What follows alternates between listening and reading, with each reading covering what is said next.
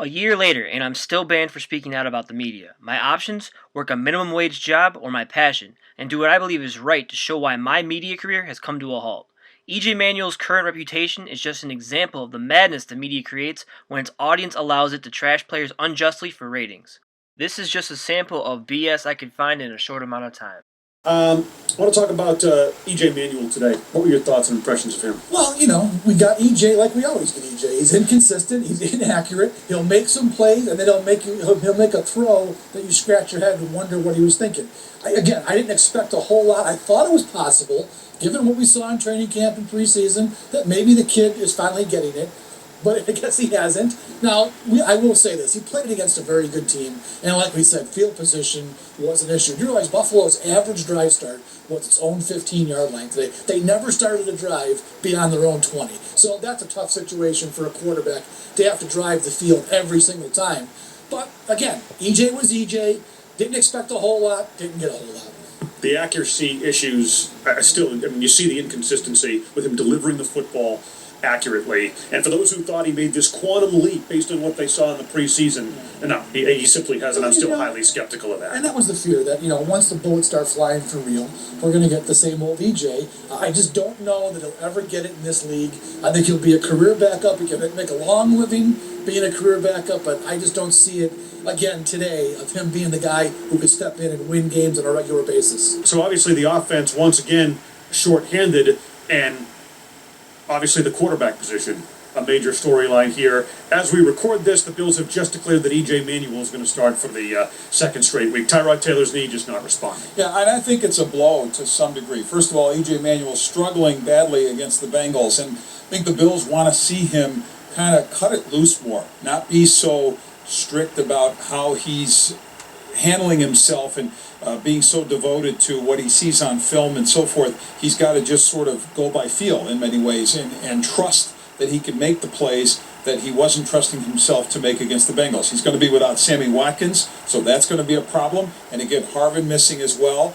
It's time for Charles Clay and others to step up. From what I'm told, though, from the Bills' standpoint, they're confident that they can still overcome all these injuries and win this game. Jaguars game. All they think about is turnovers without rational breakdowns. He hits easily for the long touchdown in the second half, and EJ showed the resiliency, and that's kind of the word you're hearing them emphasize here in the postgame, though he did say he's putting a lot of this on his shoulders. The simple fact of the matter is that when they traded Matt Castle to the Dallas Cowboys, I think you were among those in the Buffalo media who voiced serious concern about what would happen if Tyrod Taylor, our running quarterback, got hurt, and now you're looking at the scenario. Now it's back-to-back losses with EJ Manuel at the helm, and I just think that validates that criticism at the time. Do you see it that way? Hindsight's 20/20, but I think a lot of us made the call at the time they made that trade that it wasn't a good move. I just didn't understand why you had to go with two quarterbacks into the regular season with, like you said, a running quarterback like Tyrod Taylor, who is going to get hit the way he plays. Castle wasn't costing you an exorbitant amount of money. It wasn't like it was a salary cap problem. Are you telling me that the 53rd guy on this roster, who, by the way, is not Jordan Gay, I think he's more valuable than the 53rd guy. We saw it again today. There's somebody on this roster that you couldn't lop off to make room for Matt Castle and then avoid this potential meltdown situation. I would have rather have seen Castle playing in this game after what I would have been fine last week going with EJ. But after the way he played last week, I would have gone with Castle if you had him on the team. And they didn't have that option. Now they've got Josh Johnson, who doesn't know the playbook. He's your third string quarterback right now. Second string today. It just made no sense that Castle's not here. It was a dumb decision by Doug Whaley, and it came back to, I think, haunt him today. All of the criticism and the inconsistency that Manuel's shown in his career has resurfaced and shown once again in these past two games and the losses to the Bengals and the Jaguars. Got to start right from the beginning. EJ Manuel, just horrible 7 minutes there in the second quarter. It might have been the worst quarterbacking display that I've watched of any time in Buffalo. Now, I can only go back to 1967, which was when I was born, sadly enough. But it was horrible. It was one thing after another. First of all, it was the fumble that was returned for a touchdown. Then he threw, on the very next play from scrimmage, he throws a pick six for another touchdown. And then on the next series, he throws yet another interception to Paul Posluszny, of all people. And that leads to a third touchdown. That's 21 points right there. The Bills lose 34-31. That's where I'm looking as a major issue. Well, and after the game, he said he didn't think that those turnovers cost them the game, but I mean, that was the game right there, despite in the second half coming out, and he looked, granted, he did look a lot more comfortable in the second half. I mean, the Bills came back, he had that nice touchdown throw to Marcus Easley there, but, you know, I mean, let's talk about that a little bit. You know, EJ Manuel kind of finding a little bit of a rhythm there. For him to say that those turnovers didn't cost them the game is him being delusional. That has much of an impact as anything else. The play at the end of the game, all the plays in between, those 3 plays were huge. So he needs to get past that, first of all. But yes, he did. He was able to get his feet under him. It couldn't get much worse than it did. So anything better than that second quarter seemed like progress at that point. And a lot of people are looking at that pass interference call on Nikhil Roby there, saying that that's actually what cost them the game and not EJ Manuel's turnovers. I mean, the Bills get the ball back. They had all 3 timeouts plus the 2-minute warning, and then you see on 3rd and 1, Manuel keeps the ball, can't get the first down, and then on 4th and 1 decides to pass it and it gets knocked down.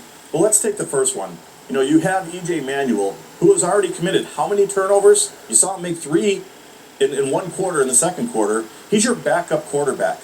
What do you do in that situation? You give it to your running back that you're paying $7 million a year. The same guy, by the way, who did everything he could to convert a 2-point conversion after the touchdown.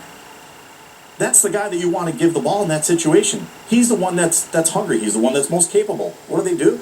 They have Manuel running the thing. It didn't make any sense whatsoever, and they were fortunate to get to 4th and 1 because it easily could have been called a fumble, and the game would have ended right there. And then on 4th and 1, of course, Manuel throwing the ball, and it gets knocked down. So I don't understand the clock management there. I don't understand the play calling. But again, the Bills in the first place should not have been in that situation. The bye week comes at a really good time for the Bills. They need all the time that they can get to get some of these guys back. I mean, I'm not one to use injuries as an excuse, but injuries were a factor in this game. There's no getting around it when you don't have, 2 of your top wide receivers, you don't have your starting quarterback, you're missing the right side of your offensive line. Those are all real issues, and they need to get healthy. Where do things stand with EJ Manuel now as the number 2, in your opinion, coming off really that horrific second quarter performance in London against the Jaguars? Yeah, it's hard to imagine that this team would go through the rest of its season after a performance like that with EJ as the number 2 guy, because when you pick Tyrod Taylor to be your starter, you did it knowing that as a running quarterback, they have a tendency to get injured, and that you were going to lose some time with him, and that the other guy was going to play. Doug Whaley knew that when he traded away Matt Castle and decided for the entire organization that EJ Manuel would be the better choice. And it's blown up in his face. He did not play well against Cincinnati, regardless of the numbers that were put up, most of those coming in garbage time in that game. And he certainly was a disaster against the Jacksonville Jaguars, regardless of the 2 touchdown passes and the valiant overall effort that the team made to get back into that game. That game was lost in the second quarter with those back-to-back plays that showed a lack of awareness on his part, that just showed overall his performance putting balls low on screens and just not really recognizing or reading coverages the way he needs to. All of those things conspired to hurt this football team that should have won that game, injuries notwithstanding. Yeah, I'll just say this. I think with Matt Castle as quarterback against the Jaguars, they win that game. Because I don't think the mistakes compound themselves the way they did for EJ Manuel in an inexcusable and unacceptable stretch of that second quarter. Which brings us to the next point. You talk about Doug Whaley. To what extent do you think his job is on the line here? Oh, I think it's on the line. Ratings are a continuous rant on EJ. Fans don't film studies, so why should they? Here's where I'm not letting Doug Whaley off the hook. I know. Here we go. The fact Here we that go. EJ Manuel was on the field, okay, in London, and that loss to Jacksonville, the whole deal with Castle, and the fact that, EJ Manuel, this was his guy, and this was about developing EJ, well, that loss to Jacksonville was so costly for so many reasons, and the second quarter implosion from EJ, inexcusable. So that's a big negative. But going back to your point about EJ Manuel, the fact that not only that disaster of a game in London, but also these past couple games, he's been on the field for a couple plays. I mean, what are you doing? Why are we putting EJ Manuel out there to get in these short, 3rd and short situations to gain a yard or 2? It just doesn't make sense. I don't understand why EJ Manuel's on the field. Every time he's out there, you can just hear Well, it's worked. fans all A couple of over. times, but I mean, it didn't. The third time it didn't work today. The third time overall, going back to last week, too. But I see your point. The ground caused the fumble, but it's still The ball came out. But you can still hear everybody going, oh no, oh boy, EJ's out there. We saw an instance of this last week on offense, too, with Greg Roman. They had 3rd and half a yard. He brings EJ Manuel in. They go through this whole rigmarole to gain a half a yard. I mean, for crying out loud. Just give it to LaShawn McCoy. He's gonna, you know what I mean? You know, everybody at home was thinking, "Oh no, no, no, And no, no, we're no." screaming, but they just make things so hard in the NFL sometimes. And I just think, common sense should prevail. Let them go play football and be athletes. That's the best way to approach it, I think. And going back to Doug Whaley, it was that decision to make sure that EJ Manuel stays on the team as the number 2 that I think creates the biggest question mark at quarterback. This Buffalo team cannot, I don't think, go into the offseason thinking quarterback is fine with Tyrod as a starter, EJ as the backup. Well, and it absolutely burned him too, because you look at this season, that Jacksonville game, that loss in London, and the implosion by EJ Manuel in the second quarter, obviously something that the Bills could not afford, and that speaks loudly now as you look at the wild card picture and the predicament they're in. Another platform for the fans, another platform to catch BS. Even if Paxton Lynch is not going to be your quarterback in 2016, it allows you to move on from EJ Manuel also as your backup quarterback. And everybody, I think, is pretty much on board with the idea that that's not working out. EJ Manuel isn't going to turn into Alex Smith all of a sudden with the type of guy. Now, Alex Smith obviously was a first overall pick, but there was this belief of, well, it just isn't working out, change of scenery. I think EJ Manuel isn't the type of guy when you watch him where you say something's going to click and all of a sudden he's just going to find accuracy. You just don't discover accuracy at some point. This is a guy too who goes to sports psychology. Has psychologists on speed dial. Things like that. I think that EJ Manuel, we pretty much know he does not have a future in the NFL, or a big future in the NFL, certainly not a future in Buffalo. EJ Manuel's the number 2 quarterback again, and right here the GM said that we trust him. You look at all the backups across the league; he's above average. Even today, I know that a lot of fans are going to point to that Jacksonville game. It was almost the greatest comeback since Frank Reich, which kind of Frank Reich and EJ Manuel in the same sentence. It was the first time for everything. I think we hear that today. But that's, for better or worse, it could backfire in a big way. I think that could be the biggest gamble that the Bills are taking into this season. Yeah, it was interesting when you got Doug Whaley talking about EJ Manuel, and you said, well, why are you sold on him as the number 2? And there's been a lot of times, since I've covered this team, that Doug Whaley has given long-winded explanations in defense of EJ Manuel. I mean, and that's kind of his job. That was the Buffalo Bills pick a few years ago. He was part of the group that picked him, and I understand he has to defend his guy. But nestled inside that long quote about EJ Manuel, there was a sentence that said he's a number 2 for a reason. Yep. And it's true. And to me, great point. And you know what? Does it suck that they couldn't upgrade the backup quarterback spot this offseason? Yes, it does. I mean, because like you mentioned, there's a pretty good chance they're going to need somebody to replace Tyrod Taylor within a game or for a start or something like that. But to me, if Tyrod Taylor gets hurt for any extended period of time, they're kind of doomed. Regardless of if it's EJ Manuel or Colt McCoy or, I'm thinking that not necessarily the extended period of time, but an MCL, a sprained ankle, like last year, a shoulder, something is going to happen, right? I mean, and you don't want to neuter that from Tyrod Taylor's game. I mean, those runs in Tennessee, the Dallas game, that third down run he had, you don't want to hold him back. You want him to be that player. I just think at some point it's going to happen. And fans are going to see EJ Manuel again. He's going to be the quarterback at some point out there. Barring, maybe Cardell Jones sets the world on fire at St. John Fisher.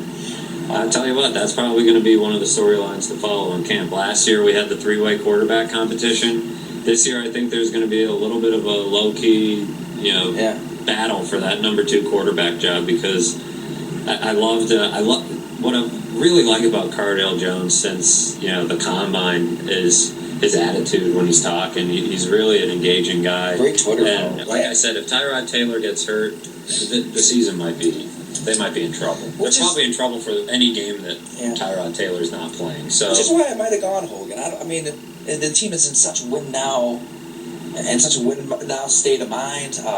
Is rookie Kevin Hogan that much better than fourth-year pro EJ Manuel? I don't know. Oh, you're comparing to EJ Manuel? Because that's what we're talking about. That's true. If we're talking about I think so. an immediate... I think so. I mean, EJ... Well, yeah. Well, when EJ's thrown to the wrong team... That's not ideal. Not ideal. That's usually... I don't think Hogan's going to turn it over.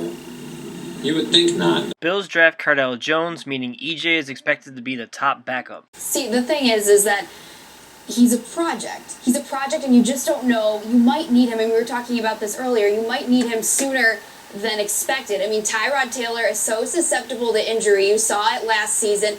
You're really one bad play away from another EJ Manuel explosion. You might need him sooner than you might think. Speaking of explosions with EJ, and once again an endorsement from Doug Whaley here, but to me that second quarter in London said it all.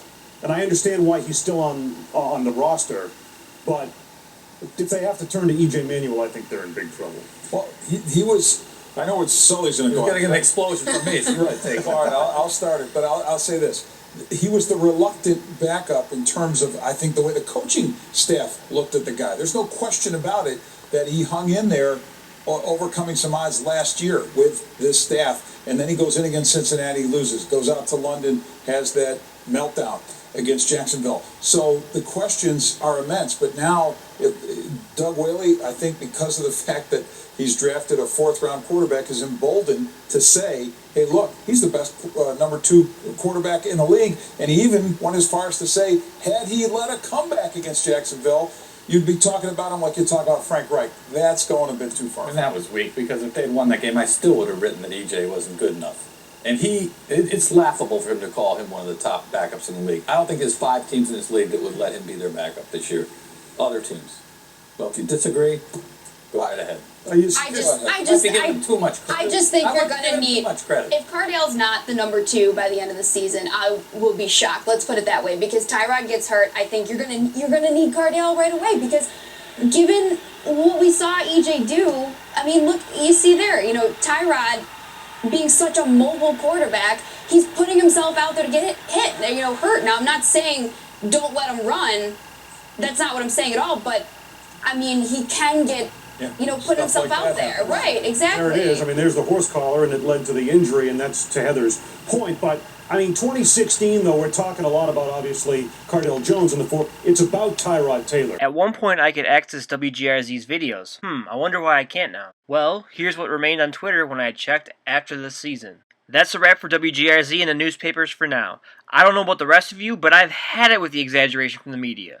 They either don't care who they trash, aren't educated enough, or just too lazy to watch the film. In my next montage of Buffalo media BS, I will include WGR 550's harsh, unfair criticism. I get that some of you fans became attached to these media members, but you deserve better, and there are better options out there. Currently, they're being held back for a number of reasons. If you want change, speak out on social media, boycott, and force their hands. Join me, join the movement, and fight for equality.